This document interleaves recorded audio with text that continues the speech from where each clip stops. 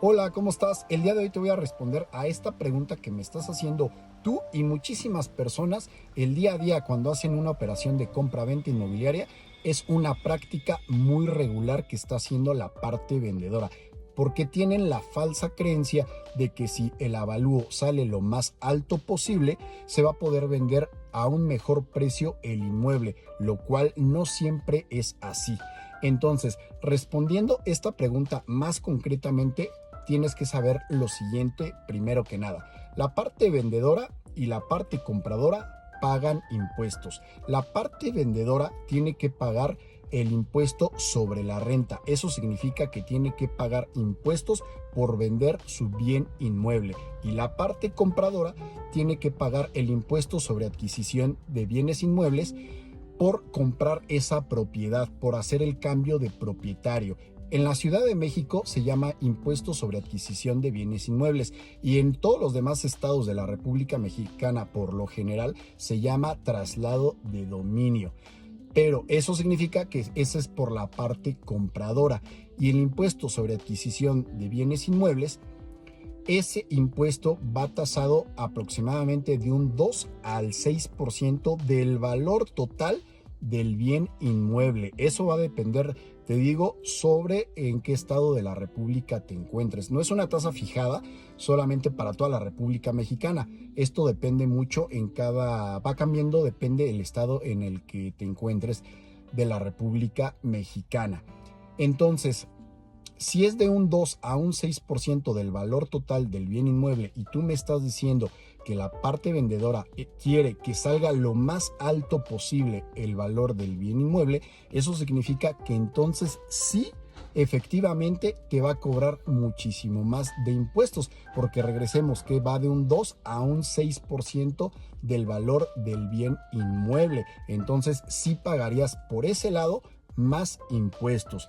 Por la parte vendedora también podría ser afectada de cierto modo, porque si tiene que pagar ICR por el valor de esta venta, entonces si sale muy alto el avalúo, entonces también tiene que pagar más impuestos. En este caso sería afectado a la parte vendedora y la parte compradora.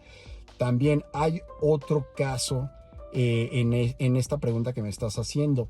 Si el bien inmueble que estás comprando hay una ganancia por parte del comprador, entonces tienes que pagar tú como comprador ICR por adquisición de bien inmueble.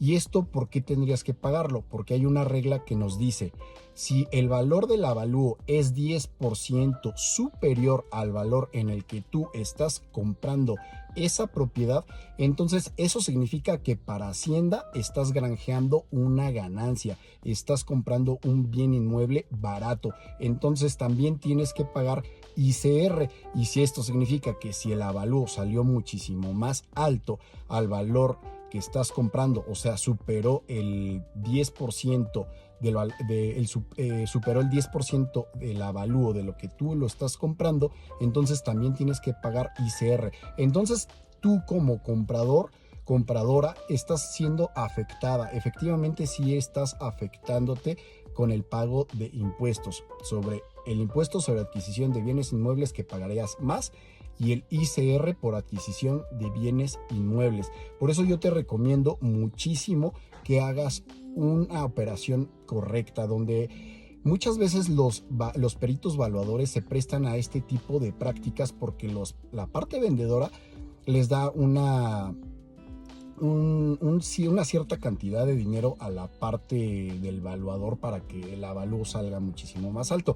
Pero déjame decirte que esto es una práctica que no es legal. De hecho, a los peritos valuadores les pueden quitar su cédula como perito valuador, porque esto no es correcto. Yo te recomiendo que mejor hables con la parte vendedora y le platiques todos estos casos. De hecho, le puedes decir que también ella como vendedora puede ser afectada porque va a tener que pagar más impuesto sobre ICR. Y si la parte vendedora no quiere pues llevar este procedimiento correcto, yo te recomiendo que mejor entonces veas otro tipo de propiedad y otro tipo de propietario para que no vayas a tener todas estas discusiones o algún problema posterior. Así que ya sabes, siempre compra un inmueble donde todas las partes hagan los procedimientos correctos. Sígueme para más consejos. Saludos.